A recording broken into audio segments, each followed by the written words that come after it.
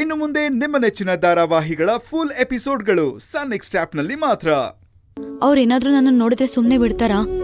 ಕದ್ದು ಕೇಳಿಸ್ಕೊತಿದೀನಿ ಅಂತ ಗೊತ್ತಾದ್ರೆ ಅಷ್ಟೇ ಕತೆ. ಗುಲಾಬಿ, ಆ ಸೀತಾ ದೇವಿಯವ್ರು ಏನಾದ್ರು ಡ್ರಾಮಾ ಮಾಡ್ಬಿಟ್ಟು ಸಮರ್ಥನ ಮದ್ವೆಗೆ ಒಪ್ಪಿಸ್ಬಿಟ್ರೆ ಆಗೇನ್ ಮಾಡ್ತೀಯಾ? ನೀನೇ ಮದ್ವೆ ಮುಂದೆ ನಿಂತ್ಕೊಂಡ್ ಮಾಡಿಸ್ತೀಯಾ? ಇಲ್ಲ, ಅಂತ ಪರಿಸ್ಥಿತಿ ಏನಾದ್ರೂ ಬಂದ್ರೆ ನನ್ ಜೀವನನ ತ್ಯಾಗ ಮಾಡಿ ಅವ್ರ ಜೀವನನಾದ್ರೂ ಚೆನ್ನಾಗಿರ್ಲಿ ಅಂತ ಹಾರೈಸ್ತೀನಿ. ಹೇ, ನಿನ್ಗೇನಾದ್ರು ತಲೆ ಕೆಟ್ಟಿದ್ಯಾ?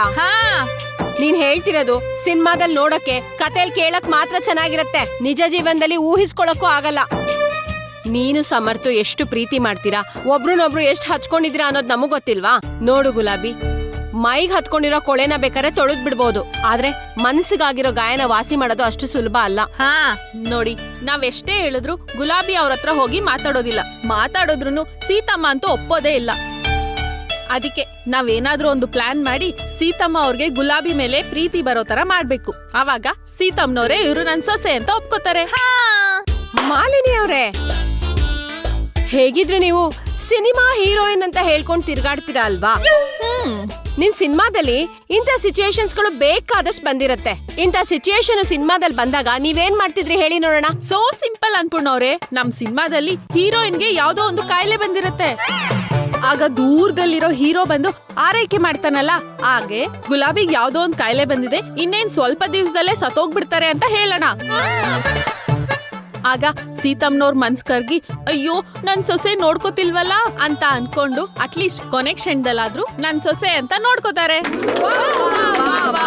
ಸೂಪರ್ ಮಾಲಿನಿ ಅವ್ರೆ, ಸೂಪರ್.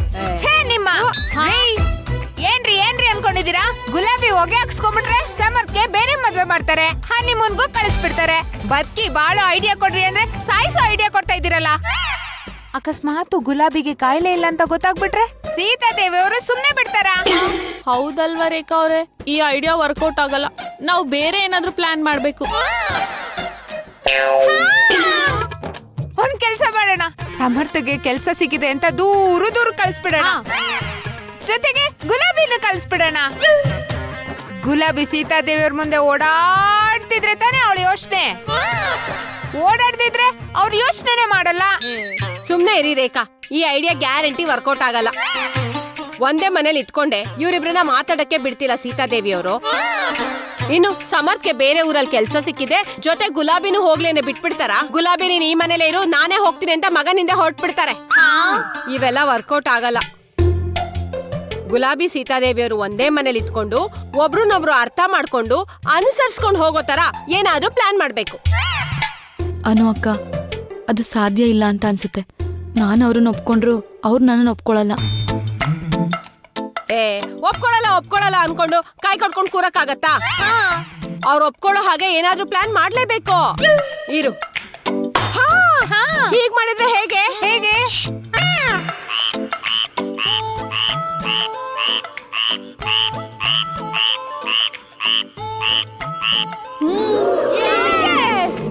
ಏನ್ ಗುಲಾಬಿ, ಇದಕ್ ನಿಂಗ್ ಒಪ್ತಿತಾನೆ? ನೀವೆಲ್ರೂ ಸೇರ್ಕೊಂಡು ನಮ್ಮಿಬ್ರನ್ನ ಒಂದ್ ಮಾಡ್ಬೇಕು ಅಂತ ಇಷ್ಟೊಂದು ಪ್ರಯತ್ನ ಪಡ್ತಿದ್ದೀರಾ. ನಾನ್ ಬೇಡ ಅಂತ ಹೇಳೋದಕ್ಕಾಗತ್ತಾ? ಟ್ರೈ ಮಾಡೋಣ. ಸರಿ, ಹಾಗಿದ್ರೆ ನಾಳೆಯಿಂದಾನೆ ನಮ್ಮ ಐಡಿಯಾನ ಕಾರ್ಯರೂಪಕ್ಕೆ ತರಬೇಕು. ನಾಳೆನೆ ಅತ್ತೆ ಸೊಸೆ ಆಪರೇಷನ್. ಅಯ್ಯೋ ರೇಖಾ, ಅತ್ತೆ ಸೊಸೆ ಆಪರೇಷನ್ ಅಲ್ಲ, ಆಪರೇಷನ್ ಅತ್ತೆ ಸೊಸೆ. ಹಿಂಗ್ ತಿಂದ್ರು ಒಂದೇ. ನೀವ್ ಹಿಂಗೆ ತಿನ್ನಿ. ಅಮ್ಮ, ಯಾಕಮ್ಮ ಹೀಗೆಲ್ಲ ಮಾತಾಡ್ತಿದ್ಯಾ? ನೀನ್ ಸಾಯ್ಲಿ ಅಂತ ನಾನು ಇಷ್ಟೆಲ್ಲ ಮಾಡದ್ನಾ?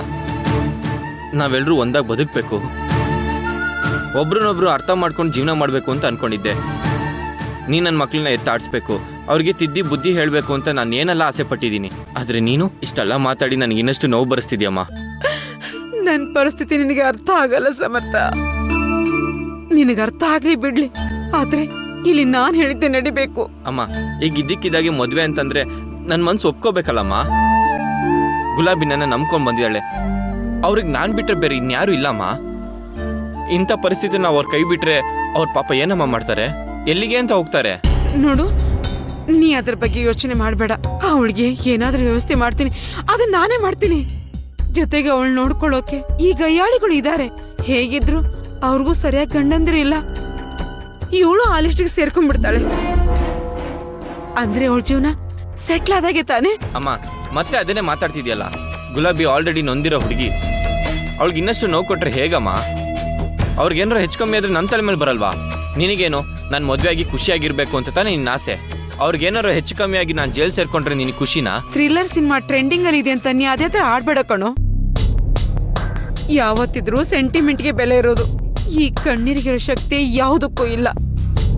ನಾನು ಅವಳಿಗೆ ಏನೂ ಆಗದೆ ಇರೋ ಹಾಗೆ ನೋಡ್ಕೋತೀನಿ.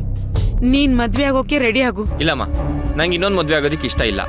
ಈ ಜನ್ಮಕ್ಕೆ ಗುಲಾಬಿ ಅಂತ ಒಪ್ಕೊಂಡಾಗಿದೆ.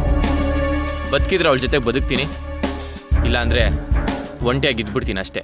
ಸಮರ್ಥ, ನನ್ನ ಮಾತು ಕೇಳಲ್ವೇನೋ ನೀನು? ಈಗ ನೀ ನನ್ನ ಮಾತು ಕೇಳದೆ ಹೋದ್ರೆ ನಾಳೆ ಬೆಳಿಗ್ಗೆ ನನ್ನ ಹೆಣ ನೋಡ್ಬೇಕಾಗತ್ತೆ.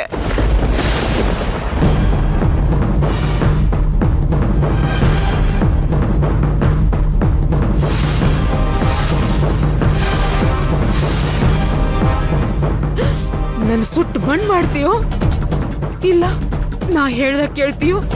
ಯೋಚನೆ ಮಾಡು. ಮತ್ತೆ ಮತ್ತೆ ಅದನ್ನೇ ಮಾತಾಡ್ತಿದ್ಯಲ್ಲಮ್ಮ, ದಯವಿಟ್ಟು ಈ ತರ ಹಠ ಮಾಡಬೇಡ.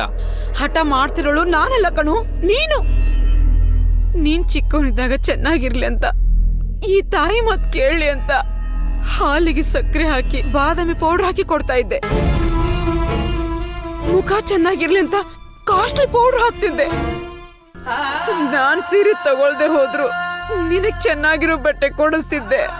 ಅದೆಲ್ಲ ನಿನಗ್ ಮರ್ತೋಯ್ತೇನೋ? ನೀನ್ ಚಿಕ್ಕವನಿರುವಾಗ್ಲೇ ನಿಮ್ಮಪ್ಪ ನನ್ ಬಿಟ್ಟೋದ. ಒಂಟಿ ಹೆಂಗ್ಸು ಅಂತ ನನ್ನ ಸಮಾಜ ನೋಡೋ ರೀತಿನೇ ಬೇರೆ ಇತ್ತು. ಆದ್ರೂ ನಿನ್ಗೋಸ್ಕರ ಎಲ್ಲಾನು ಎದುರಿಸಿ ಇವತ್ತೀ ಮಟ್ಟಕ್ಕೆ ಬೆಳೆದಿದ್ದೀನಿ. ನಿನ್ನನ್ನು ಬೆಳೆಸಿದ್ದೀನಿ. ಈಗ ನನ್ ಮನ್ಸಿಗೆ ನೋವು ಮಾಡ್ತೀಯಲ್ಲ ಕಣೋ ನೀನು.